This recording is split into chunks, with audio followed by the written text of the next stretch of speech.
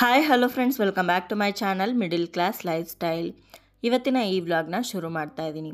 ಇವತ್ತು ನವರಾತ್ರಿಯ ಎರಡನೇ ದಿವಸ ಬ್ರಹ್ಮಚಾರಿಣಿ ದೇವಿಯ ಪೂಜೆಯನ್ನು ನಾನು ನಮ್ಮ ಮನೆಯಲ್ಲಿ ಯಾವ ರೀತಿ ಮಾಡಿದೆ ಅನ್ನೋದನ್ನು ನಿಮ್ಮ ಜೊತೆ ಇವತ್ತಿನ ಈ ವಿಡಿಯೋದಲ್ಲಿ ಹಂಚ್ಕೊಳ್ತಾ ಇದ್ದೀನಿ. ಹಾಗಿದ್ರೆ ಇನ್ಯಾಕೆ ತಡ, ಬನ್ನಿ ವಿಡಿಯೋನ ಶುರು ಮಾಡೋಣ.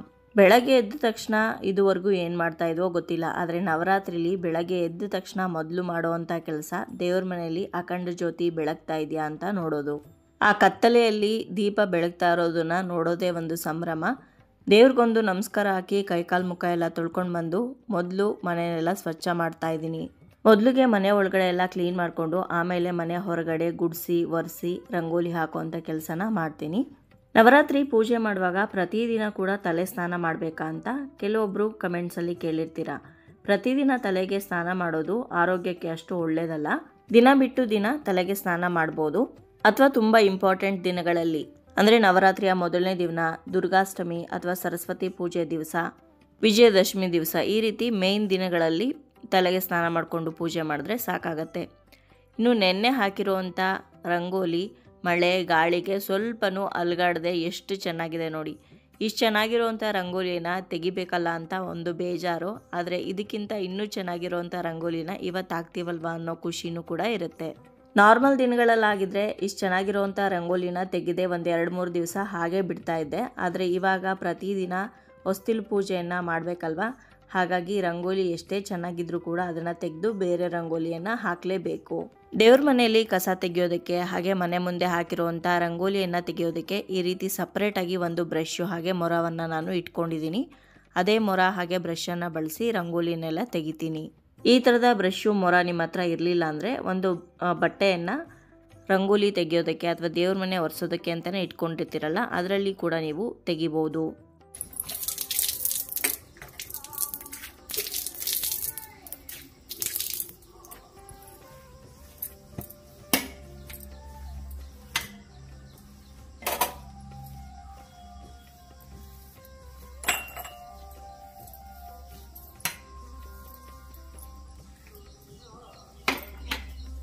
ಇವತ್ತು ಕೂಡ ರಂಗೋಲಿಯಲ್ಲಿ ಕಮಲ ಬರೋ ಹಾಗೆ ನೋಡಿಕೊಂಡು ಒಂದು ರಂಗೋಲಿ ಡಿಸೈನನ್ನು ಹಾಕಿದ್ದೀನಿ. ಇದೆಲ್ಲ ಫ್ರೀ ಹ್ಯಾಂಡ್ ರಂಗೋಲಿ, ಯಾವುದೇ ಚುಕ್ಕಿ ಇಟ್ಟು ಹಾಕೋವಂಥ ರಂಗೋಲಿ ಎಲ್ಲ, ಯಾರು ಬೇಕಿದ್ರೂ ಹಾಕೊಬೋದು. ರಂಗೋಲಿ ಹಾಕೋದೇನೋ ತುಂಬ ಬೇಗ ಹಾಕ್ಬಿಡ್ಬೋದು, ಆದರೆ ಆ ರಂಗೋಲಿಗೆ ಬಣ್ಣ ತುಂಬಿಸೋದಿದೆಯಲ್ಲ ತುಂಬಾ ಸಮಯ ಹಿಡಿಸುತ್ತೆ. ಪ್ರತಿದಿನ ಬೆಳಗ್ಗೆ ಎದ್ದು ಮನೆ ಮುಂದೆ ರಂಗೋಲಿ ಹಾಕೋದು ಮಹಿಳೆಯರಿಗೆ ಒಂಥರ ಎಕ್ಸಸೈಸ್ ಇದ್ದಂಗೆ. ಹಾಗೆ ಪ್ರತಿದಿನ ರಂಗೋಲಿ ಹಾಕೋದ್ರಿಂದ ಕಾನ್ಸಂಟ್ರೇಷನ್ ಕೂಡ ಹೆಚ್ಚಾಗತ್ತೆ ಅಂತ ಹೇಳ್ತಾರೆ. ನೋಡಿ, ರಂಗೋಲಿ ಹಾಕಿ ಬಣ್ಣ ತುಂಬಿಸಿದ್ದೀನಿ, ಈ ರೀತಿ ಕಾಣಿಸ್ತಾ ಇದೆ ರಂಗೋಲಿ. ಎಲ್ಲ ಕೆಲಸಗಳು ಮುಗಿದ್ಮೇಲೆ ಸ್ನಾನ ಮುಗಿಸ್ಕೊಂಡು ಬಂದು ಇವಾಗ ಸೀರೆ ಉಟ್ಕೊಂಡು ಪೂಜೆ ಮಾಡೋದಕ್ಕೆ ಅಂತ ರೆಡಿಯಾಗಿದ್ದೀನಿ. ಈ ವರ್ಷ ನವರಾತ್ರಿಯ 2ನೇ ದಿವಸ ರೆಡ್ ಕಲರ್ ಬಟ್ಟೆನ ಹಾಕ್ಕೊಂಡು ಪೂಜೆ ಮಾಡಬೇಕು ಅಂತ ಹೇಳ್ತಾರೆ. ಹಾಗಾಗಿ ನನ್ನ ಹತ್ರ ಇರೋವಂಥ ಆರೆಂಜಿಶ್ ರೆಡ್ಡು, ಪೂರ್ತಿ ರೆಡ್ಡು ಅಂತಲೂ ಹೇಳೋದಕ್ಕಾಗಲ್ಲ, ಪೂರ್ತಿ ಆರೆಂಜ್ ಅಂತಲೂ ಹೇಳೋಕ್ಕಾಗಲ್ಲ, ಸೆಮಿ ಸಿಲ್ಕ್ ಸ್ಯಾರಿ ಇದು. ಇದನ್ನು ಉಟ್ಕೊಂಡು ಪೂಜೆಗೆ ರೆಡಿ ಆಗಿದ್ದೀನಿ. ಹಾಗೆ ಇವತ್ತು ನಮ್ಮ ತೋಟದಲ್ಲಿ ಕೆಂಪು ಬಣ್ಣದ ದಾಸವಾಳಗಳು ತುಂಬಾ ಬಿಟ್ಟಿತ್ತು, ಅದನ್ನೆಲ್ಲ ಪೂಜೆಗೆ ಅಂತ ಕಿತ್ಕೊಂಡು ಬಂದಿದ್ದೀನಿ. ಹಾಗೆ ಪೂಜೆ ಶುರು ಮಾಡೋದಕ್ಕಿಂತ ಮುಂಚೆ ನೈವೇದ್ಯ ರೆಡಿ ಮಾಡ್ಕೊಳ್ಬೇಕಲ್ವ, ಹಾಗಾಗಿ ಇವತ್ತಿನ ನೈವೇದ್ಯ ಬಂದು ಸಕ್ಕರೆ. 2ನೇ ದಿವಸ ಬ್ರಹ್ಮಚಾರಿಣಿ ದೇವಿಗೆ ಸಕ್ಕರೆ ಅಂದರೆ ತುಂಬಾ ಇಷ್ಟ, ಹಾಗಾಗಿ ಸಕ್ಕರೆ ಹಾಕ್ಬಿಟ್ಟು ಒಂದು ನೈವೇದ್ಯ ಮಾಡೋಣ. ಸಜ್ಜಿಗೆ ಮಾಡ್ತಾಯಿದ್ದೀನಿ, ಎಲ್ರಿಗೂ ಗೊತ್ತಿರೋದೆ. ಸಪಾದ ಭಕ್ಷ್ಯ ಅಥವಾ ಸತ್ಯನಾರಾಯಣ ಸ್ವಾಮಿ ದೇವ್ರ ಪೂಜೆಯಲ್ಲಿ ಪ್ರತಿಯೊಬ್ಬರು ಕೂಡ ಮಾಡಿರ್ತೀವಿ. ಮೊದಲಿಗೆ ತುಪ್ಪದಲ್ಲಿ ಗೋಡಂಬಿ ದ್ರಾಕ್ಷಿಯನ್ನು ಹುರ್ಕೋಬೇಕು ಚೆನ್ನಾಗಿ. ಅನಂತರ 1 ಕಪ್ಪಷ್ಟು ರವೆನ ಹಾಕಿ ಆ ತುಪ್ಪದಲ್ಲಿ ಕೆಂಬಣ್ಣ ಬರೋವರೆಗೂ ರವೆನ ಹುರಿಬೇಕಾಗತ್ತೆ. ರವೆನ ಹುರಿತಾ ಇರುವಾಗೇ ಪಕ್ಕದಲ್ಲಿ ನಾವು ಯಾವ ಕಪ್ಪಲ್ಲಿ ರವೆನ ತಗೊಂಡಿರ್ತೀವೋ ಅದೇ ಕಪ್ಪಲ್ಲಿ 3 ಅಳತೆಯ ನೀರನ್ನು ಕಾಯೋದಕ್ಕೆ ಅಂತ ಇಟ್ಕೊಂಡ್ರೆ ಅಡುಗೆ ಕೆಲಸ ಅಥವಾ ನೈವೇದ್ಯ ಮಾಡೋವಂಥ ಕೆಲಸ ತುಂಬ ಬೇಗ ಆಗತ್ತೆ. ಅದೇ ರೀತಿ ನಾನು ಕೂಡ 3 ಕಪ್ಪಷ್ಟು ನೀರನ್ನು ಕಾಯಕ್ಕಿಟ್ಟಿದ್ದೆ. ಆ ನೀರನ್ನು ಇವಾಗ ಇದಕ್ಕೆ ಹಾಕಿ ಚೆನ್ನಾಗಿ ಮಿಕ್ಸ್ ಮಾಡ್ತಾ ಇದ್ದೀನಿ. ಬಾಳೆಹಣ್ಣನ್ನು ಕೂಡ ನಾನು ಇದಕ್ಕೆ ಸೇರಿಸಿದ್ದೀನಿ, ಹೇಳೋದನ್ನು ಮರ್ತೋಗಿದ್ದೆ. ನಾವು ಹಾಕಿರುವಂಥ ನೀರಲ್ಲಿ ರವೆ ಚೆನ್ನಾಗಿ ಬೇಯಬೇಕು, ಬೆಂದ ನಂತರನೇ ಸಕ್ಕರೆ ಹಾಕಬೇಕು, ಆವಾಗ ಕರೆಕ್ಟಾಗಿ ನಿಮಗೆ ಕನ್ಸಿಸ್ಟೆನ್ಸಿ ಬರುತ್ತೆ. ಯಾವ ಕಪ್ಪಲ್ಲಿ ರವೆ ತೊಗೊಂಡಿದ್ವೋ ಅದೇ ಕಪ್ಪಲ್ಲಿ 1 ಕಪ್ಪಷ್ಟು ಸಕ್ಕರೆಯನ್ನು ಹಾಕಿ ಚೆನ್ನಾಗಿ ಮಿಕ್ಸ್ ಮಾಡ್ಕೋಬೇಕು. ನಾನಿಲ್ಲೇನು ಸಕ್ಕರೆನ ಮೆಜರ್ ಮಾಡಿಲ್ಲ, ಯಾಕಂದರೆ ಗೊತ್ತಾಗುತ್ತಲ್ಲ ಪ್ರತಿದಿನ ಮಾಡ್ತಾ ಇದ್ದಾಗ, ಕಣ್ಣಳ್ತೆಲ್ಲೇ ಸಕ್ಕರೆಯನ್ನು ಹಾಕ್ಕೊಂಡಿದ್ದೀನಿ. ಸಕ್ಕರೆ ಹಾಕಿದ ಮೇಲೆ ಚೆನ್ನಾಗಿ ಮಿಕ್ಸ್ ಮಾಡಿಕೊಂಡು ಅದರಲ್ಲಿ ಒಂದು 5-10 ನಿಮಿಷ ರವೆ ಮತ್ತೆ ಚೆನ್ನಾಗಿ ಬೇಯಲಿ. ಅದಾದ ನಂತರ ಸ್ವಲ್ಪನೇ ತುಪ್ಪ ಹಾಕ್ಕೊಂಡು ಚೆನ್ನಾಗಿ ಮಿಕ್ಸ್ ಮಾಡಿದ್ರೆ ಸಜ್ಜಿಗೆ ಅಥವಾ ಸಪಾದ ಭಕ್ಷ್ಯ ರೆಡಿ ಆಗುತ್ತೆ. ಇದಕ್ಕೆ ಬೇಕಿದ್ರೆ ನೀವು 2 ಕಪ್ಪಷ್ಟು ನೀರು, 1 ಕಪ್ಪಷ್ಟು ಹಾಲನ್ನು ಕೂಡ ಸೇರಿಸ್ಕೊಬೋದು. ನಾನಿಲ್ಲಿ ಹಾಲನ್ನು ಹಾಕೋದಕ್ಕೆ ಹೋಗಿಲ್ಲ, ಬರೀ ನೀರಲ್ಲೇ ಸಜ್ಜಿಗೆಯನ್ನು ಮಾಡ್ಕೊಂಡಿದ್ದೀನಿ. ನಾಳೆ 3ನೇ ದಿವಸ ದೇವಿಗೆ ಹಾಲಿನಿಂದ ಮಾಡಿರುವಂಥ ನೈವೇದ್ಯವನ್ನು ಇಡಬೇಕು. ಆವಾಗ ಹಾಲಿನಿಂದ ಮಾಡಿರುವಂಥ ಪಾಯಸ ಆಗಲಿ ಅಥವಾ ಹಾಲನ್ನಾಗಲಿ ಮಾಡಿ ನೈವೇದ್ಯಕ್ಕೆ ಇಡ್ಬೋದು.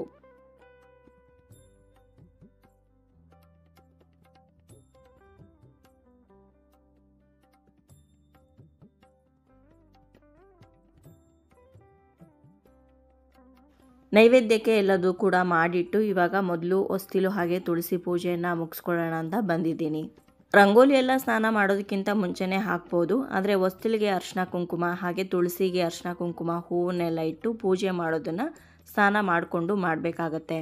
ಇವಾಗ ಗಾಳಿ ಮಳೆ ಸ್ವಲ್ಪ ಜಾಸ್ತಿಯಾಗೇ ಇರೋದ್ರಿಂದ ಆದಷ್ಟು ದೀಪ ಗಾಳಿಗೆ ಆರೋಗದೇ ಇರೋವಂಥದ್ದನ್ನು ಆಯ್ಕೆ ಮಾಡಿಕೊಂಡ್ರೆ ಒಳ್ಳೆಯದು. ಅಂದರೆ ಗ್ಲಾಸಲ್ಲಿ ಕವರ್ ಮಾಡೋವಂಥ ದೀಪಗಳು ಎಲ್ಲ ಮಾರ್ಕೆಟಲ್ಲೂ ಕೂಡ ಸಿಗುತ್ತೆ. ನಮ್ಮನೇಲೂ ಕೂಡ ಇದೇ ಪ್ರಾಬ್ಲಮ್ ಆಗ್ತಾಯಿತ್ತು. ಹೋದ ವರ್ಷ ಫುಲ್ ಗಾಳಿಗೆಲ್ಲ ನಾವು ದೀಪ ಹಚ್ಚಿದ್ರೂ ಕೂಡ ತುಳಸಿ ಹತ್ರ ಹಾಗೆ ಮನೆ ಮುಂದೆ ಆರೋಗ್ಬಿಡ್ತಾಯಿತ್ತು ಬೇಗನೆ. ಹಾಗಾಗಿ ಲಾಸ್ಟ್ ಇಯರ್ ದೀಪಾವಳಿಗೆ ಈ ರೀತಿಯಾದಂಥ ದೀಪಗಳನ್ನು ನಾನು ತೊಗೊಂಡೆ. ನಿನ್ನೆ ಬೆಳಗ್ಗೆ ಹಚ್ಚಿದಂಥ ದೀಪ ರಾತ್ರಿ 7 ಗಂಟೆ 8 ಗಂಟೆವರೆಗೂ ಕೂಡ ಬೆಳಗ್ತಾನೆ ಇತ್ತು. ಜಾಸ್ತಿ ಎಣ್ಣೆ ಕೂಡ ಇಡಿಸುತ್ತೆ, ಹಾಗೆ ದೀಪ ಗಾಳಿಗೆ ಆರೋಗೋದಿಲ್ಲ. ಜಾಸ್ತಿ ಹೊತ್ತು ದೀಪ ಮೆಲ್ಲಗೆ ಉರಿತಾನೆ ಇರುತ್ತೆ. ಹೊಸ್ತಿಲು ಪೂಜೆ ತುಳಸಿ ಪೂಜೆ ಎಲ್ಲ ಮಾಡಿದ್ದಾಯಿತು. ರಂಗೋಲಿ ಅಂತೂ ಇವತ್ತು ತುಂಬಾ ಚೆನ್ನಾಗಿ ಕಾಣಿಸ್ತಾ ಇತ್ತು.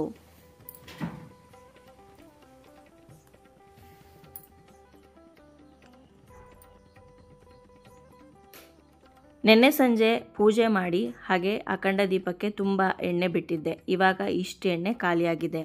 ಹಾಗೆ ದೀಪ ಕೂಡ ಮೆತ್ತಗುರಿತಾ ಇದೆ, ಯಾಕಂದರೆ ದೀಪದ ಮುಂದೆ ಕಟ್ಟಿರೋವಂಥ ಕೀಟನ ಇವಾಗ ತೆಗಿಬೇಕು. ಪೂಜೆ ಮಾಡುವಾಗ ಅದನ್ನು ತೆಗೆದು ಮತ್ತೆ ಎಣ್ಣೆ ಹಾಕ್ತೀನಿ ತುಂಬ. ಅದಕ್ಕೂ ಮುಂಚೆ ದೇವ್ರ ಮನೆನ ಒಂದ್ಸಲ ನೀಟಾಗಿ ಒರೆಸ್ಕೊಂಡ್ಬಿಡ್ತೀನಿ.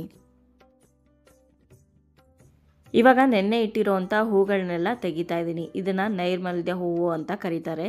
ಯಾರು ತುಳಿದೇ ಇರೋವಂಥ ಕಡೆ ಅಥವಾ ಯಾವುದಾದ್ರೂ ಮರ ಗಿಡದ ಕೆಳಗಡೆ ಹಾಕಬೇಕಾಗತ್ತೆ. ಇನ್ನು ತುಂಬ ಜನ ಪ್ರತಿದಿನ ನಾವು ದೇವ್ರಿಗೆ ಹಾಕಿರುವಂಥ ಹೂವು ತೆಗಿಬೇಕಾ ಅಂತ ಕೇಳಿದರು. ಹೌದು, ಖಂಡಿತ ಪ್ರತಿದಿನ ನವರಾತ್ರಿಯಲ್ಲಿ ಹೂವನ್ನು ಚೇಂಜ್ ಮಾಡಬೇಕಾಗತ್ತೆ. ನೋಡಿ, ನೆನ್ನೆ ಇಟ್ಟಿರುವಂಥ ಹೂವನ್ನು ಒಂದು ಬಿಡದೆ ಎಲ್ಲ ಹೂವನ್ನು ನಾನಿವಾಗ ತೆಗೆದಿದ್ದೀನಿ. ಮತ್ತು ಇವತ್ತಿನ ಹೂವು ಯಾವುದು ಅಂದರೆ ಸೇವಂತಿಗೆ ಹೂವು. ಸೇವಂತಿಗೆ ಹೂಗಳನ್ನ ಇಟ್ಟು ಪೂಜೆ ಮಾಡಬೇಕು. ಸೇವಂತಿಗೆ ಜೊತೆ ಇವತ್ತು ಬಣ್ಣ ಕೆಂಪು ಬಣ್ಣ, ಕೆಂಪು ದಾಸವಾಳಗಳು ಕೂಡ ತುಂಬಾ ಸಿಕ್ಕಿದೆ. ಆ ಹೂಗಳನ್ನು ಕೂಡ ಇಟ್ಟು ಪೂಜೆಯನ್ನು ಮಾಡ್ತೀನಿ. ಇನ್ನೇನು ದೀಪ ಹಚ್ಚಿ ಪೂಜೆ ಶುರು ಮಾಡಬೇಕು ಅಂದಾಗ ಕರೆಂಟ್ ಹೋಯಿತು. ಮೊಬೈಲ್ದು ಟಾರ್ಚ್ ಆನ್ ಮಾಡಿಕೊಂಡೇ ದೇವ್ರಿಗೆ ಹೂಗಳನ್ನೆಲ್ಲ ಇಡ್ತಾ ಇದ್ದೀನಿ. ಲೈಟ್ ಬೆಳಕಲ್ಲಿ ದೇವ್ರನ್ನ ನೋಡೋದು ಒಂದು ಖುಷಿ, ಆದರೆ ಈ ಮಬ್ಬುಗತ್ತಲಲ್ಲಿ ದೇವ್ರನ್ನ ನೋಡೋದು ಇನ್ನೊಂಥರ ಖುಷಿ. ಈ ಸೈಡ್ ಕ್ಯಾಮ್ರಾ ಆ್ಯಂಗಲಿಂದ ಅಮ್ಮನವರ ಮುಖ ನೋಡಿ ನಗ್ತಾ ಇದ್ದಾರೇನೋ ಅಂತ ಅನ್ನಿಸ್ತಾ ಇದೆ. ಹಾಗೆ ಇವತ್ತು ಅಮ್ಮನವರ ಕಳಸಕ್ಕೆ ಹಾಕಿರೋವಂಥ ಸೇವಂತಿಗೆ ಹೂವಿನ ಹಾರ ಇದೆಯಲ್ಲ, ಇದು ಪೂರ್ತಿಯಾಗಿ ನಮ್ಮ ಗಿಡದಲ್ಲೇ ಬಿಟ್ಟಿರೋವಂಥ ಸೇವಂತಿಗೆ ಹೂಗಳಲ್ಲಿ ಕಟ್ಟಿರೋವಂಥ ಮಾಲೆ.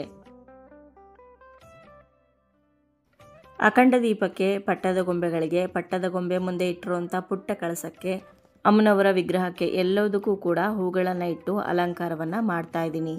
ಹಾಗೆ ವಿಶೇಷವಾಗಿ ಅಮ್ಮನವ್ರಿಗೆ ತುಪ್ಪದ ಬತ್ತಿಗಳನ್ನು ಹಾಕಿ ದೀಪ ಹಚ್ತಾ ಇದ್ದೀನಲ್ಲ, ಆ ತಟ್ಟೆನೂ ಕೂಡ ಸೇವಂತಿಗೆ ಹೂಗಳಿಂದ ಅಲಂಕಾರ ಮಾಡಿದ್ದೀನಿ. ತುಂಬಾ ಚೆನ್ನಾಗಿ ಕಾಣಿಸ್ತಾ ಇತ್ತು ನೋಡೋದಕ್ಕೆ.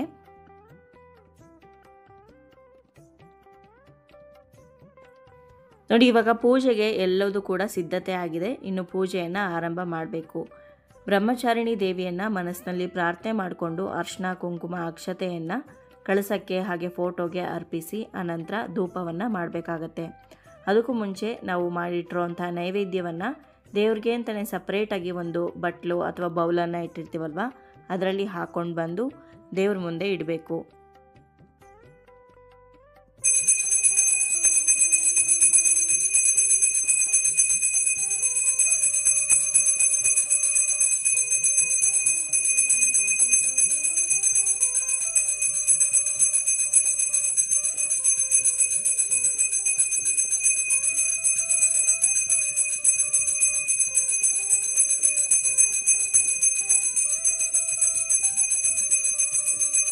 ಧೂಪ ಆದ ನಂತರ ನೈವೇದ್ಯವನ್ನು ದೇವಿಗೆ ಅರ್ಪಿಸಿ ಆನಂತರ ಮಹಾಮಂಗಳಾರತಿಯನ್ನು ಮಾಡಬೇಕು ಕರ್ಪೂರವನ್ನು ಹಚ್ಕೊಂಡು.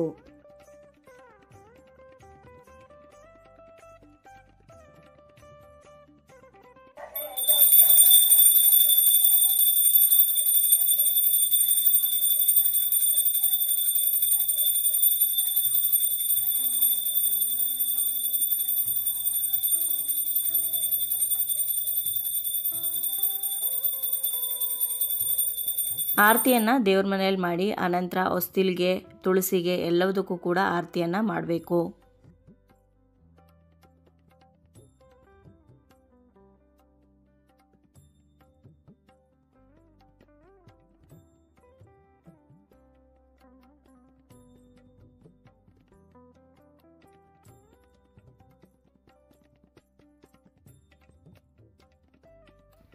ಮಹಾಮಂಗಳಾರತಿ ಆದಮೇಲೆ ದೇವರಿಗೆ ಪ್ರದಕ್ಷಿಣೆ ಹಾಕಿ ನಮಸ್ಕಾರ ಮಾಡಿಕೊಂಡು ಅನಂತರ ನಾನು ತುಪ್ಪದ ದೀಪಗಳನ್ನು ಹಚ್ಕೊಂಡು ಆರತಿಯನ್ನು ಮಾಡ್ತೀನಿ. ಕೆಂಪಾರತಿಯನ್ನು ಸಂಜೆ ಮಾಡ್ತೀನಿ, ಬೆಳಗ್ಗೆ ಮಾಡೋದಿಲ್ಲ. ಆದರೆ ತುಪ್ಪದ ಬತ್ತಿಗಳನ್ನು ಹಚ್ಕೊಂಡು ಆರತಿಯನ್ನು ಮಾಡ್ತೀನಿ. ಇಲ್ಲಿಗೆ 2ನೇ ದಿವಸದ ಬ್ರಹ್ಮಚಾರಿಣಿ ದೇವಿಯ ಪೂಜೆ ಸಂಪನ್ನ ಆಯಿತು. ನಿನ್ನೆ ಸಂಜೆ ದೇವಿ ಮಹಾತ್ಮೆ ಪುಸ್ತಕವನ್ನು ಓದೋಕ್ಕೆ ಆರಂಭ ಮಾಡಿದೆ. 2 ಅಧ್ಯಾಯಗಳನ್ನು ಓದಿದ್ದೀನಿ.